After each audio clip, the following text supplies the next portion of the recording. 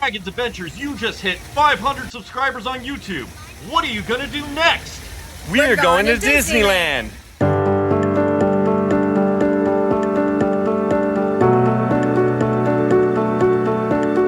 This is Braggin's Adventures.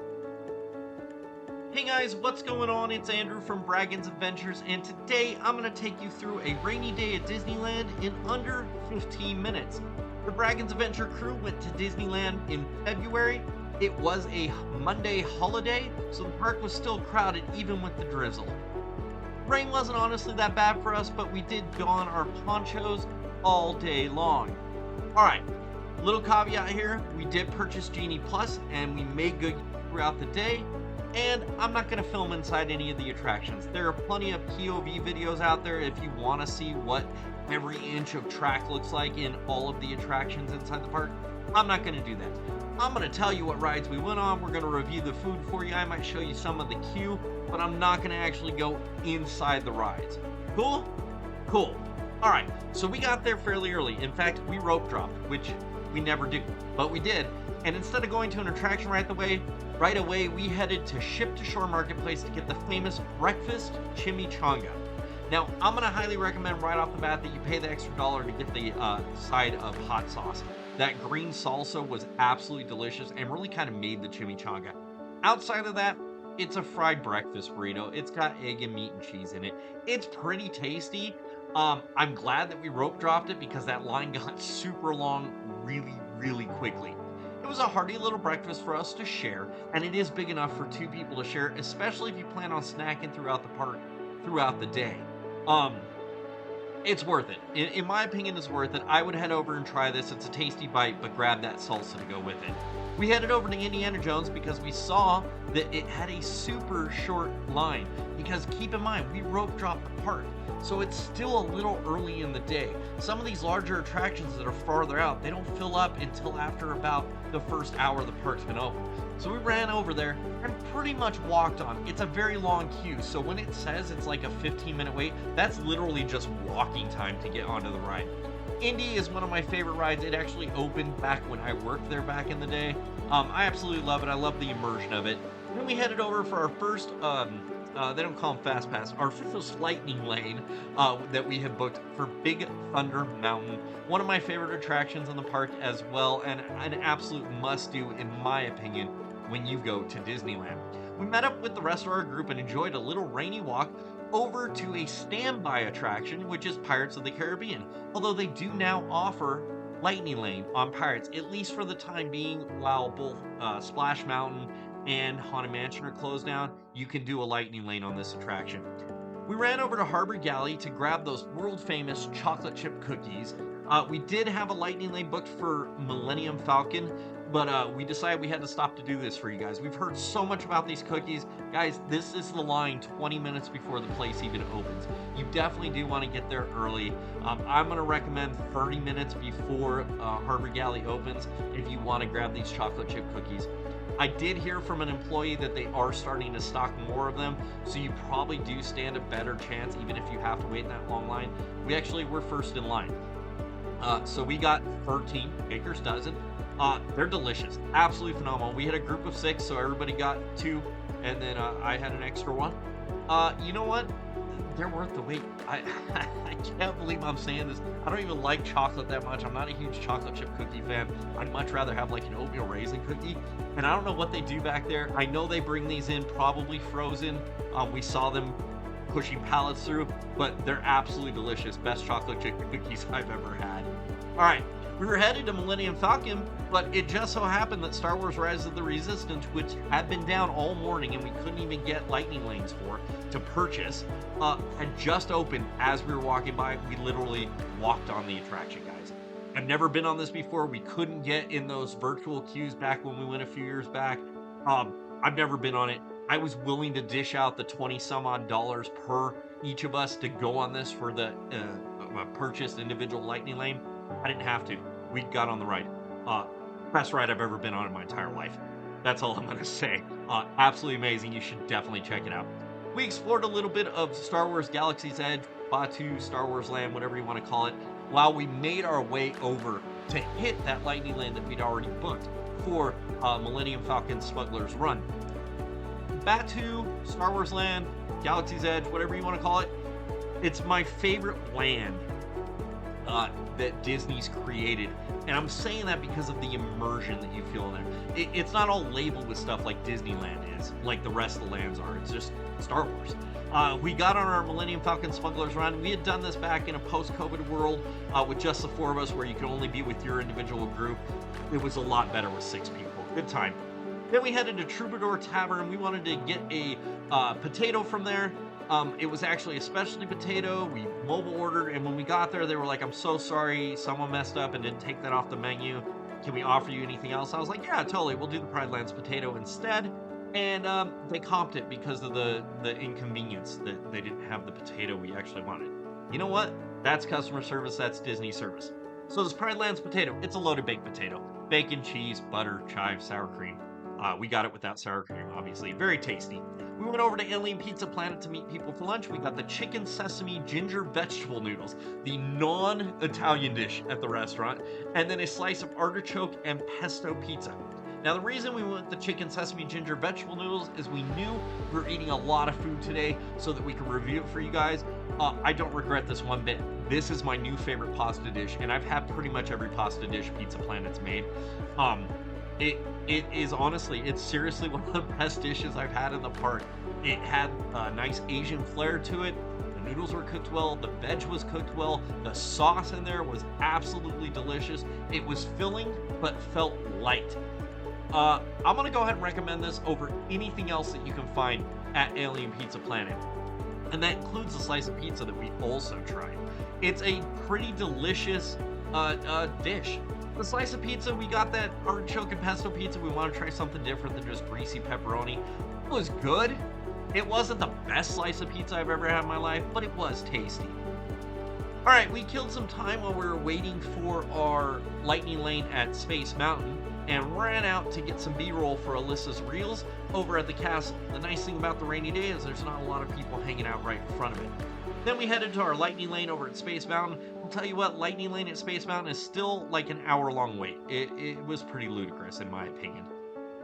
4 of us headed over to Disney's California Adventure real quick for a cocktail because we needed one before heading back to Disneyland Park. We went to Maurice's Treats in Disneyland Park and grabbed the famous garlic cheesy pretzel bread. I'm going to say this was my favorite bite of the day. It's garlicky, it's cheesy, it's pretzel, it's deliciousness, it's huge for the price, makes for a great snack, comes with a little marinara dipping sauce, which just enhanced the bite. This was definitely my favorite snack that we had all day at the park. And I'm saying snack, not meal. I've had some really good meals at Disneyland. This was my favorite snack. For this particular visit, that's what we did most of the day. We snacked around. So we headed into Toontown because we had a lightning lane booked for Runaway Railway, and we stopped at Cafe Daisy. Cafe Daisy. I've heard a lot of bad things about this place, that it was more of like a basic theme park food, kiddie fair type place, and not to eat there, except for the Goody Donuts. So that's what we got. We grabbed a package of Daisy's Goody Donuts and shared. They're good.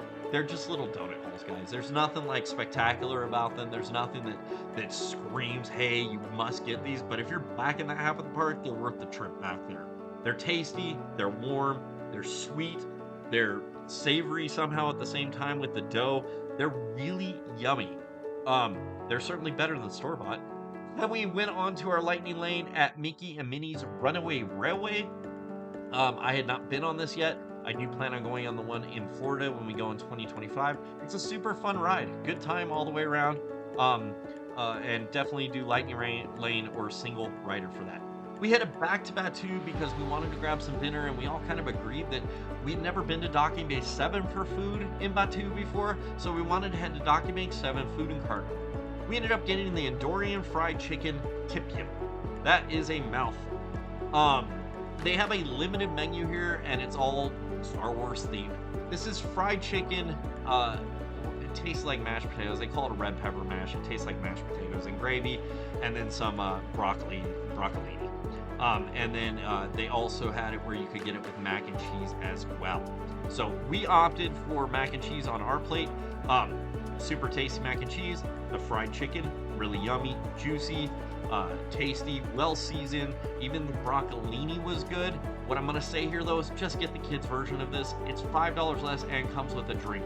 They swear that you get less food in it, but like my parents ordered the kids one and we ordered the adult one, and it was literally the exact same plate. Like, held them in my hands, they weighed the same, they're the same size, the same serving, and they got a small drink and they paid $5 less. So I was a little upset about that. I was even more upset when the employee at the counter argued with me that they weren't the same. I was like, I just ate them. I'm telling you what they were. They were identical to each other. So maybe somebody screwed up. You let me know if you order the kids one and an adult one and tell me if they're the same, all right? We killed some time outside Oga's Cantina waiting for our walk-up reservation. This place, we were here in a post-COVID world, and it was nice because we were a party of 4 and we had an entire booth to ourselves. Now that, restrictions have kind of opened up, you're gonna get seated with a bunch of random strangers, and that was not the coolest experience of my life. We were crammed into a booth clearly meant for 6 to 8 people with 10 people, and I only knew 3 other people besides myself of those 10. We were 3 different parties in there, I'm pretty sure. Maybe 4 parties even. Oga's Cantina, it's a cool place to hang out. It's a cool place to grab a cocktail in the park where you're not forced to also buy an entree. There's a very limited number of spots you can get alcohol inside Disneyland Park, and everywhere but Oga's, you also have to buy an entree in order to get a beverage. And I think it's a stupid rule. I understand that when Disneyland started, there was no alcohol in the park at all, but it's 2024 now. You've got Disney's California Adventure right across the way where you can get literally alcohol anywhere you want, walk around with it. I just want to walk around with a beer once in a while in Disneyland. They don't do it that way there. That's fine. The cocktails in here are good. It's a very loud environment and it's a very crowded environment, but it is a cool, immersive experience. If you get the chance to do a reservation here, I highly recommend it. I haven't tried the food though. We hung out in Batu a little longer to check out some of the nightlife. It's kind of a whole different adventure at night. It looks different during the day than it does at night. It's a cool place to hang out. We headed over Jungle Cruise because we saw they had a very small line and we literally walked on before headed to a refreshment corner to grab the mac and cheese dog.